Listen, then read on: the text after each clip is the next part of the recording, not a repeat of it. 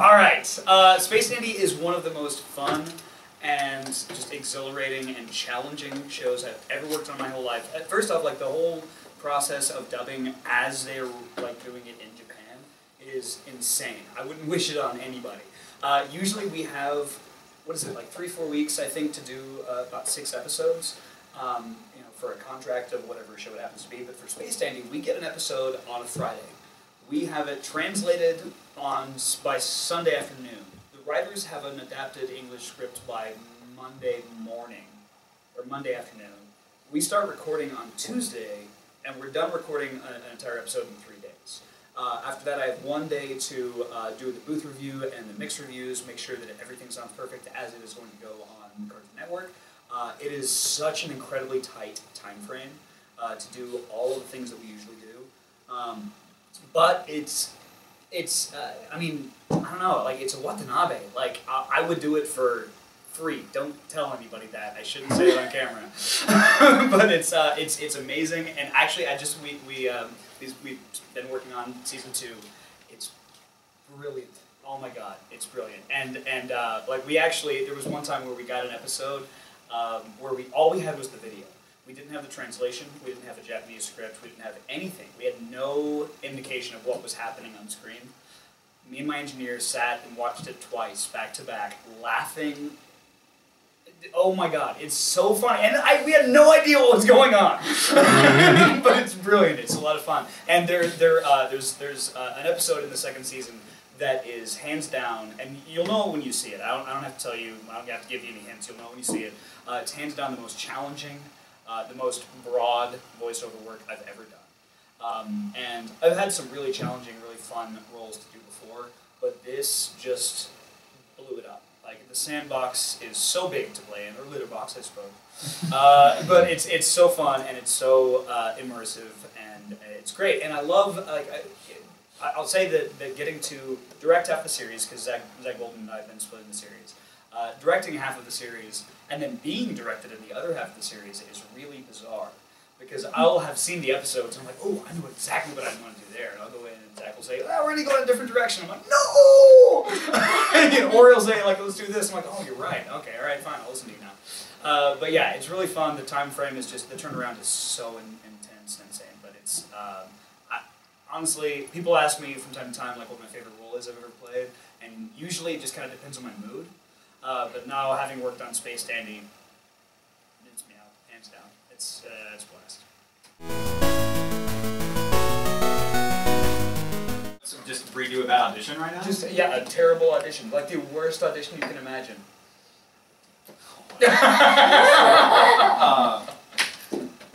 I don't know, man. You've seen more than me, that's for sure. Well, all right, give me some direction. Let me lead you into it. Hey, so your name is Mr. Josh Greeley, is that right? Yes. Have you auditioned with us before? No, sir. Oh, that's your first time. Have you ever done any professional, any acting experience whatsoever?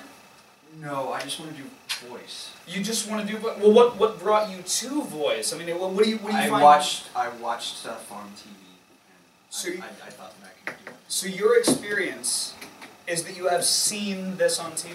Yeah. I mean, isn't that enough? That is a terrible audition. That is the lead into a terrible audition. I do a lot of open call auditions, a lot of auditions for people that have never worked in the industry before, and that is not necessarily an indicator of how well or poorly someone is going to do. But one of the most common things that I've heard in an open audition, and you're gonna think I'm kidding, I am not. But one of the most common things that I hear, and I'll hear it, if we do 5 days of open call auditions, I'll hear it 3 or 4 times over the course of that 5 days. Have you ever done any professional acting? No, I don't do acting. Acting's gay. I want to be a voice actor. Like, this is the worst beginning to an audition I've ever heard in my life. Like, first off, don't use gay as a slur. Second off, like, you know, you just have seen it and you think it would be something that you would be amazing in. You've never tried to do it before. I'm a baseball fan. I've never gone to Houston and gone to the Astros and been like, hey, I have seen every game this season. I'd like to play center field. You probably could for Houston this season. For Houston, yes, no, okay, you're right. God dang it, guys. This is about anime. All right.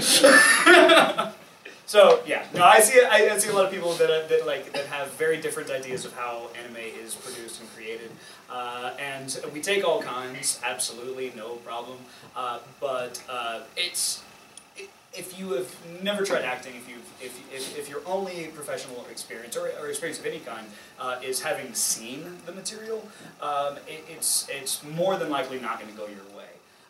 Acting is one of those lifelong pursuits that you start young, you go your whole life. I've always said it's like dominoes. You can learn the rules in 5 minutes, but it's going to take you forever to like perfect it. So, having just learned it, you have a long way to go. It doesn't mean you're bad. It doesn't mean, well, actually it does. It means you're bad right now. We all start bad.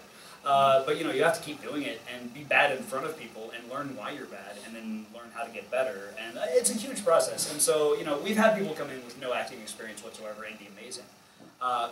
But you don't want to rely on it. Like, that's not something you want to gamble on. So, it happens. What else?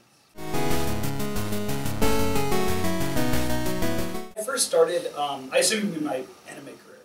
Yeah. Okay, because I've been acting and doing live theater since I was about 7 years old. When I first started at Funimation, I was 27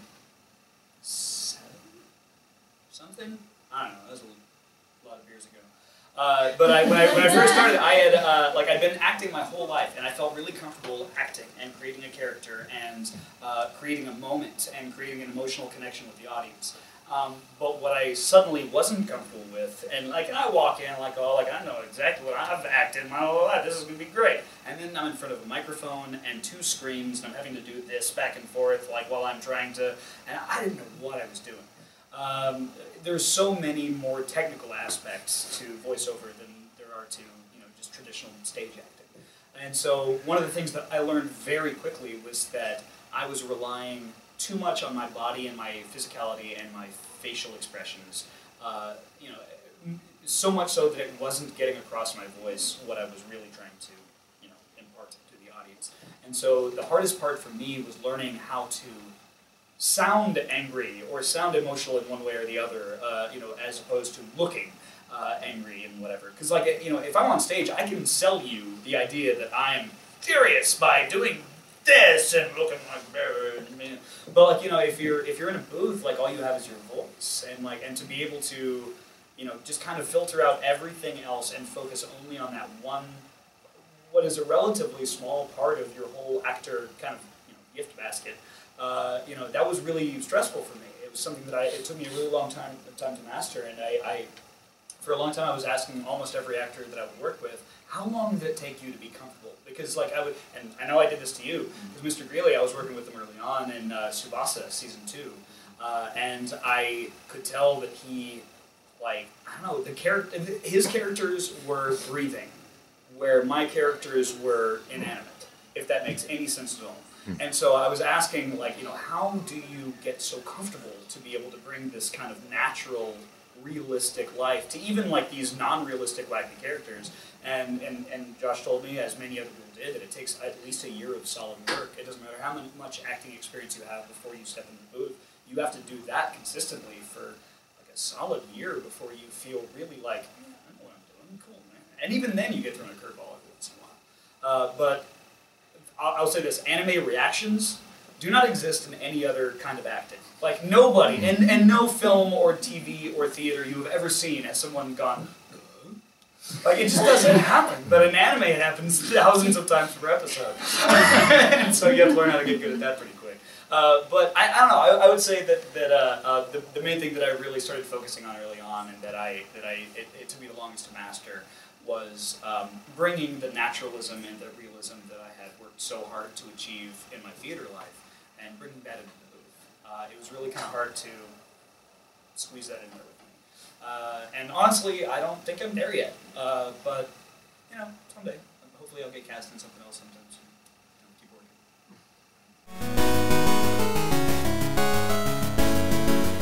I have been asked that once before, and I will say this. God, it's such a hard question. I love being the puppet master. We had not too long ago, Miss Jamie Lee Curtis came in to watch us record for a little while, and I got the privilege of directing in front of her. while Brent Lindsay was in the booth, and I kind of get to tell her what to do, and here's what's happening next, and here's why you're reacting this way. And at one point, Jamie Lee Curtis kind of leaned over and she goes, "So you're like the D&D guy?" And I was like, "What?" Because I don't know D&D. And she goes, "Well, when my son and his friends play Dungeons and Dragons, there's the guy who tells everybody what's happening." And I was like, "I am the D&D guy. I'm the dungeon master." It's great because you get to say, "Okay, you don't know what's happening. Here's what's happening. I know what's happening. Here's why you need to do this." And you're going to say this, and this guy says this, and you go, "What?" And it's, I don't know, there's something really fun to kind of like, as far as like, just being able to know the whole world of the episode and being able to kind of pick out which moments are the most important and which ones, need the most kind of tender love and care and all that. And so it's great to be able to kind of see the big picture and then try to get your army of voice actors to create that picture. I will say this. Being a voice actor and going in as a jarhead, an empty-headed, just like, "I make noise, you tell me what noise to make." That's great. Oh my god, I love it. So honestly, I think if I had to do nothing else, like from here on out, if I could work as consistently as a voice actor as I have been able to as a director, I'd choose voice acting, no question. It's so nice to be given direction, to kind of be told what to do, and then to kind of do what you can to help the director realize his goal, or to help the, I mean, really all it's about is, taking the exact Japanese material and making it available for an English-speaking audience. You're not changing anything, you're not creating anything. All you're doing is kind of adapting it, and just the same way that Shakespeare was adapted into thousands of languages or whatever it is. And so it's not, it is nice because a lot of the people that came before you that you were following after, they did all the hard work for you. And you get to watch it, you get to see it, and then do it. You're like, oh my god, see this amazing moment, like this vicious, bloody, gory death, or this hilarious, goofy, wacky, slapsticky thing. You get to watch it, and then you do it, and it's great. So yeah, if I had to choose, I'd be a voice actor. It's brainless. I love it. Not brainless. Close enough. There you go.